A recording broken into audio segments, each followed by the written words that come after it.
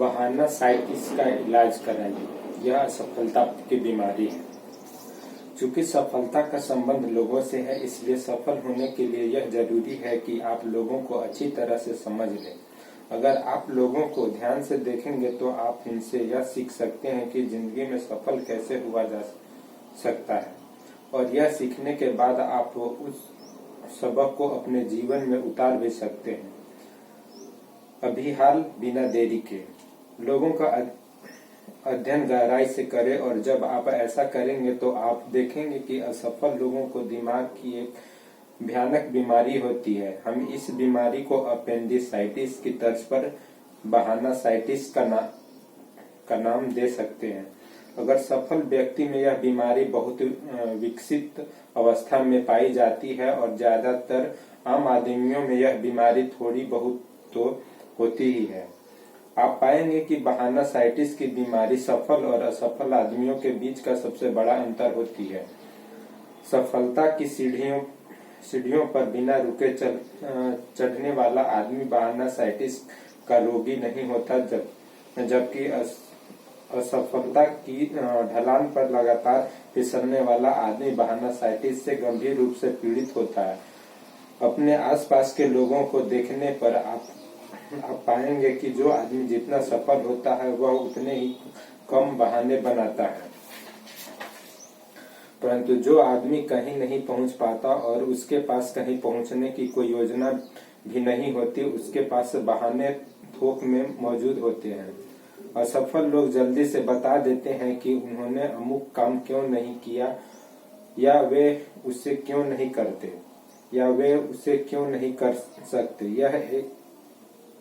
यह कि वे असफल क्यों हैं। सफल लोगों की जिंदगी का अध्ययन कीजिए और आप उन सब में एक बात पाएंगे।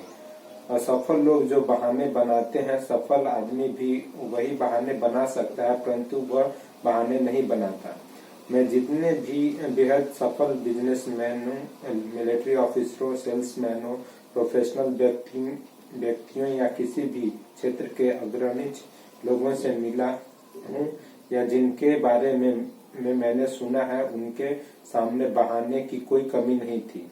रूजवेल्ट अपने बेजान पैरों का बहाना बना सकते थे। ट्रूमैन शिक्षा की कमी का बहाना बना सकते थे। कैनेडी यह कह सकते थे, प्रेसिडेंट बनते वक्त मेरी उम्र कम थी। जॉनसन और आइजनहावर हार्ट अटैक के बहाने के पीछे छुप सकते थे। किसी भी बीमारी की तरह बहाना साइटिस का अगर वक्त पर सही इलाज नहीं किया जाए तो हालत बिगड़ सकती है। विचारों की इस बीमारी का शिकार आदमी इस तरह से सोचता है, मेरी हालत उतनी अच्छी नहीं है जितनी की होनी चाहिए। अब मैं लोगों के सामने इतना अपनी इज्जत बचाने के लिए कौन सा बहाना बना सकता हूँ। बुरी सेहत, शिक्षा का अभाव, ज्यादा उम्र, कम उम्र, बदकिस्मती, व्यक्तिगत विपत्तियां, बुरी पत्नी, माँ बाप की गलत परवरिश। असफलता की बीमारी से पीड़ित व्यक्ति की जब किसी अच्छे बहाने को चुन लेता है तो फिर वह इसे कसकर जकड़ लेता है। फिर वह इस बहाने के सहारे लोगों को और खुद को यह समझाता है कि वह जीवन में आगे क्यों नहीं बढ़ पा रहा है।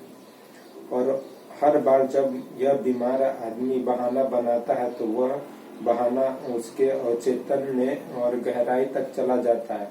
जब हम उनमें दोहराव की खाद डालते हैं तो विचार, चाहे वे सकारात्मक हो या नकारात्मक, ज्यादा तेजी से फूलने लगते हैं।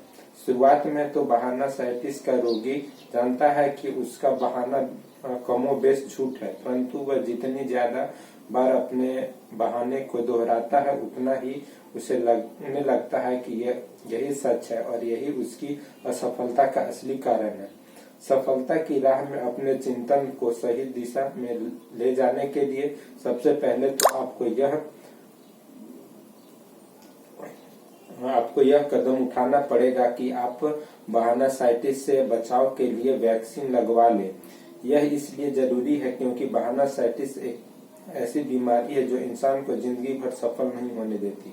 बहानासाइटिस की बीमारी कई तरह की होती है, परंतु मोटे तौर पर यह 4 प्रकार की होती है। सेहत का बहानासाइटिस, बुद्धि का बहानासाइटिस, उम्र का बहानासाइटिस और किस्मत का बहानासाइटिस।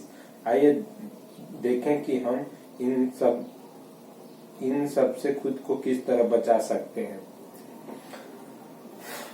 आप लोग बताइए कि मैं कौन सा बुक से आपका ये बहानासाइटिस का जो टॉपिक है, कौन सा बुक से आपको बता रहा हूँ। कमेंट कीजिए, कमेंट में बताइए कौन सा बुक से लिया गया है।